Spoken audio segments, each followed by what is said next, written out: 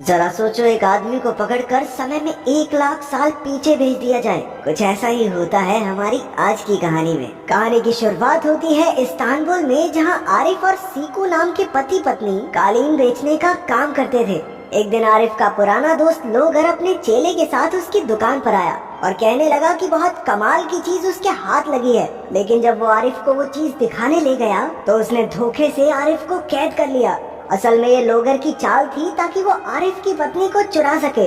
वो कमाल की चीज असल में एक टाइम मशीन है। लोगर ने बहुत आधुनिक तकनीक के इस्तेमाल से अपना शरीर हूबहू आरिफ जैसा बना लिया और कहने लगा कि अब आरिफ की पत्नी उसकी हो जाएगी। जब आरिफ ने उसे बुरा भला कहा तो लोगर के चेले ने टाइम मशीन का बटन दबाकर उसे 10 लाख साल पीछे भेज दिया। कुछ पलों में ही आरिफ 10 लाख साल पीछे पहुंच गया, जहां डायनासोर अभी भी जिंदा थे। वहाँ पर घूमते फिरते उसे कुछ जंगली बंदर दिखाई दिए। उसके पास कोई चारा नहीं था, इसलिए वो बंदरों के साथ रहने लगा और उन्हें सिखाने की कोशिश करने लगा ताकि वो जल्दी इंसानों में बदल जाएं। कई महीने बीत गए और सर्दी के मौसम में जब आरिफ हल्का होने गया तो हल्का होते होते उसका पेशाब हवा में ही जम गया। वहाँ इतनी ठंड थी जितनी आज के समय शायद एंटार्क्टिका में ही होती हो।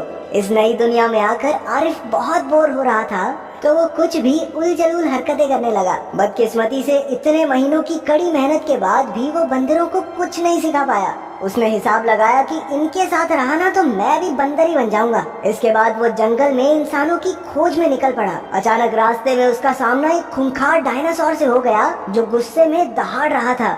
आरिफ की तो फटके चार हो गई, लेकिन फिर उसने देखा कि ये डायनासोर एक माँ है जो अपने अंडों की रक्षा कर रही है। आरिफ तुरंत पीछे हट गया और इससे खुश होकर डायनासोर ने उसे शहद का एक डब्बा दिया। इससे पहले वो उसे खा पाता उसके पीछे एक भयानक मधुमक्खी पड़ गई और उसने आरिफ को काट लिया। आरिफ अपनी जान बचाकर भागा और जाकर एक पेड़ के पीछे छिप गया, लेकिन डंक की वजह से वो बेहोश होने लगा। तभी पेड़ पर उसने 2 आदिवासियों को देखा जिन्होंने उस पर जहरीला तीर चलाकर उसे बेहोश कर दिया। जब आरिफ की आँख खुली तो वो एक गुफा में था जहाँ कई आदि मानव अजीब से भजन गा रहे थे। दरअसल ये लोग अनजान आदमियों पर भरोसा नहीं करते थे और थोड़ी देर में उसे मारने वाले थे।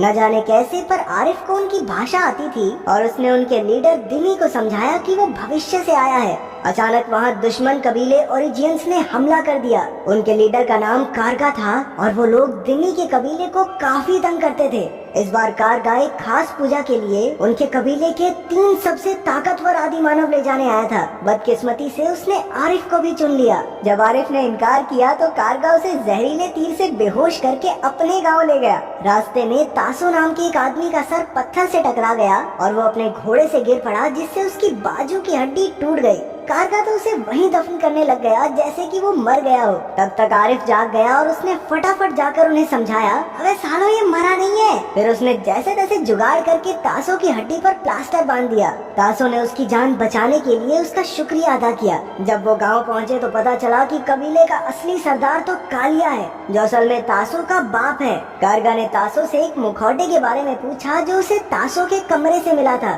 तासो ने बताया कि उसने लकड़ी से मुखौटा बनाया है, लेकिन कालिया ने गुस्से में कहा कि वो अपने बेटे को एक योद्धा बनाना चाहता है, ना कि कलाकार। फिर कालिया ने अपने बचपन की कहानी सुनाई कि उसके बाप कुमो की मौत कैसे हुई थी। एक दिन आसमान से एक उड़न तश्तरी उतरी जिसमें 2 अजीबोगरीब इंसान थे। उन्होंने कुमो को तोहफे में एक बॉल दी। जैसे ही वो वापस जाने लगे, कुमो खुशी से उनके पीछे दौड़ा और स्पेसशिप के इंजन की आग से मारा गया। उस दिन से कालिया आविष्कारकों से नफरत करने लगा। अपने पिता से मिलने के लिए उसने स्वर्ग तक जाने वाला टावर बनवाया, लेकिन जो भी उस टावर पर चढ़ता था वो कभी जिंदा ही नहीं लौटा। असल में इन 3 आदमियों को टावर पर भेजने के लिए लाया गया था। आरिफ ने अपनी मर्जी से आगे जाने का फैसला किया। वो धीरे धीरे टावर की चोटी तक पहुंच गया। वहाँ पर एक अजीब से आदमी को देखकर उसे लगा कि यही कालिया का बाप होगा, लेकिन आरिफ को देखकर वो डर के मारे पीछे हट गया और वहाँ से नीचे गिरने से उसकी मौत हो गई। आरिफ भी नीचे लौट आया और उसे जिंदा देखकर सब हैरान रह गए। वो कालिया के पिता को वापस तो नहीं ला सका, लेकिन कालिया ने उसे माफ कर दिया।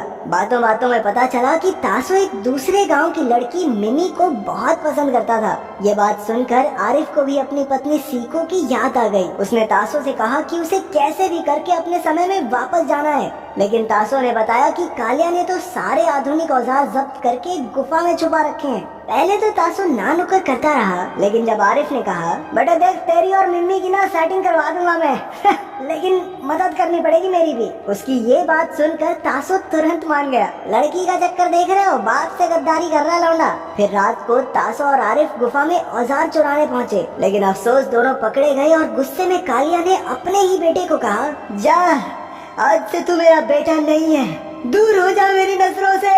इसके बाद तासो और आरिफ गांव छोड़कर निकल गए। मिम्मी को तासो पसंद नहीं था, लेकिन आरिफ ने तासो का बनाया टैटू दिखाकर उसका दिल जीत लिया। फिर वो सब दिमी के गांव पहुंचे और आरिफ ने एक नई सभ्यता शुरू करने का ऐलान किया। उसने दिमी की मदद से कालिया की गुफा में छुपे औजारों को चुराने का प्लान बनाया। दिमी और उसके आदमी उनसे पहले ही चिढ़ते थे तो तुरंत मान गए। अगली रात आरिफ और तासो फिर से कालिया की गुफा में घुसे और गाँव वालों की मदद से सारे औजार गाँव में ले आए। बिना समय गवाए आरिफ ने वो सारे आविष्कार किए जिससे इंसानी जाति आगे बढ़ी। आरिफ की वजह से वो हजारों साल आगे बढ़ चुके थे और जिंदगी बेहद आसान हो गई थी। औरतें अब आसानी से घर पर खाना पका सकती थी और बच्चे स्कूल जा सकते थे। आरिफ को मंत्री बना दिया गया, लेकिन वो खुश नहीं था क्योंकि गांव वालों की सोच अभी भी आगे नहीं बढ़ी थी। उधर जब कालिया को पता चला कि गुफा को आरिफ और तासो ने लूटा है तो उसने गुस्से में कारगा को उन्हें मारने के लिए भेजा। लेकिन जब कारगा गाँव पहुँचा तो इतने आविष्कार देखकर दंग रह गया। वो चोरी का सामान वापस मांगने लगा, लेकिन आरिफ ने सबके सामने उसकी बेइज्जती कर दी।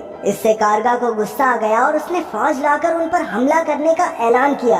एक दिन आरिफ मिम्मी, तासो और बाकी गांव वालों को पास के जंगल में घुमाने ले गया, लेकिन जब वो सब वापस लौटे तो गांव की हालत देखकर वहीं जम गए। कालिया के आदमी पूरे गांव को तबाह करके सारा सामान ले गए थे। इन लड़ाइयों से तंग आकर आरिफ ने कालिया के पास जाकर 6 लोगों के फुटबॉल मैच की चुनौती दे दी। अगर उसकी टीम जीती तो कालिया को सारा सामान वापस लौटाना होगा और अगर वो हारा तो वो कालिया के पिता को वापस लाने के लिए सबसे लंबा टावर बनाएगा। कालिया एक पल में मान गया। असल में वो लोग काफी समय से कुओं की याद में बॉल से खेलते आ रहे थे, इसलिए कालिया को टीम बनाने में कोई प्रॉब्लम नहीं आई। उसने 6 सबसे चुस्त और ताकतवर खिलाड़ी चुन लिए। उधर आरिफ के गाँव वालों ने तो फुटबॉल का नाम पहली बार सुना था। तभी मिमी ने बताया कि गांव में कुहारा नाम का एक आदमी रहता है जो पहले गोलकीपर हुआ करता था। उसने एक ही मैच में 8 गोल मारे थे और फिर उसने खेलना छोड़ दिया। आरिफ ने उसे टीम में लेने की बहुत कोशिश की, लेकिन वो नहीं माना। आखिरकार दिमी गोलकीपर बनने को तैयार हो गया। आरिफ और तासो स्ट्राइकर बन गए और बाकी के खिलाड़ी भी यूं ही चुन लिए गए। इसके बाद उनकी कड़ी ट्रेनिंग शुरू हो गई और सारी औरतों ने मिलकर उनके लिए जर्सी बनाई। कुछ ही दिनों की प्रैक्टिस के बाद आरिफ की टीम बढ़िया तरीके से खेलने लगी। जल्द ही मैच का दिन आ गया। मैच शुरू हुआ और कालिया की टीम शुरुआत से ही हावी होने लगी। उन्होंने आसानी से 4 गोल दाग दिए, जबकि हाफ टाइम से पहले आरिफ की टीम 1 गोल भी नहीं कर पाई। हाफ टाइम ब्रेक में आरिफ ने अपनी टीम से कहा कि वो असल में एक एलियन है और दूसरे ग्रह से यहाँ रहने आया है। उसके पास कुछ शक्तियाँ हैं जिससे वो मैच का पासा पलट सकता है। अब उसे अपनी टीम को जिताने के लिए एलियन बनना ही होगा। हालांकि इतनी बड़ी बात सुनने के बाद भी गांव वाले गुस्सा नहीं हुए, बल्कि वो तो उसकी शक्तियां देखने के लिए एक्साइटेड हो रहे थे। जैसे ही दूसरा पड़ाव शुरू हुआ, आरिफ ने अपनी शक्तियों का जादू चलाना शुरू कर दिया। खतरनाक स्टंट दिखाते हुए उसने अपनी टीम के लिए 3 गोल कर दिए। वहीं मैच के दौरान तासो की एक दूसरे खिलाड़ी से हाथापाई शुरू हो गई, जिसके बाद उसे बाहर होना पड़ा। दिमी के भी एक हाथ में चोट लग गई और अब वो आगे नहीं खेल सकता था। अब एंट्री हुई कुहारा की, जिसने गोलकीपर की जगह संभाली। उसने लोहे की दीवार बनकर हर गोल रोक दिया। अब मैच खत्म होने में कुछ ही पल बाकी थे और आरिफ ने हवा में उड़ते हुए जबरदस्त शॉट मारा और ये गोल!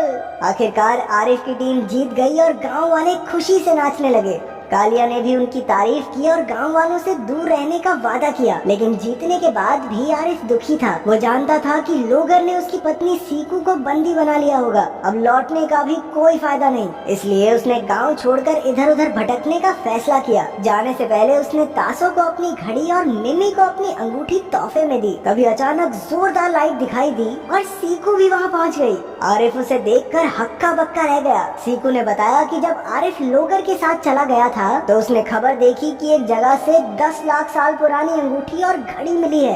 उन्हें देखकर सीकू एक पल में समझ गई कि ये तो मेरे पति आरिफ की हैं। फिर उसे सारा माजरा समझ में आया कि जो आरिफ उसके सामने है वो नकली है, इसलिए उसने नकली आरिफ को बंदूक दिखाकर अपने पति का पता पूछा। आखिरकार वो लोगर की टाइम मशीन से वहां आ पहुंची। फिर आरिफ और सीकू ने गांव वालों को अलविदा कहा और अपने समय में वापस लौट गए। वहां जाकर उन्होंने इस बार लोगर को 10 लाख साल पीछे भेज दिया। पहले तो गांव वालों को लगा कि ये आरिफ है, लेकिन जब लोगर उन्हें गालियां बकने लगा तो वो सारी बात समझ गए। ऊपर से ये भी पता चला कि जिस उड़न तश्तरी से कालिया का बाप मरा था वो असल में लोगर की ही थी। गाँव वालों को गुस्से में अपनी ओर बढ़ता देख लोगर की हालत पतली हो गई। आखिरकार उन्होंने उसे धर दबोचा और यही कहानी खत्म हो गई। तो अगर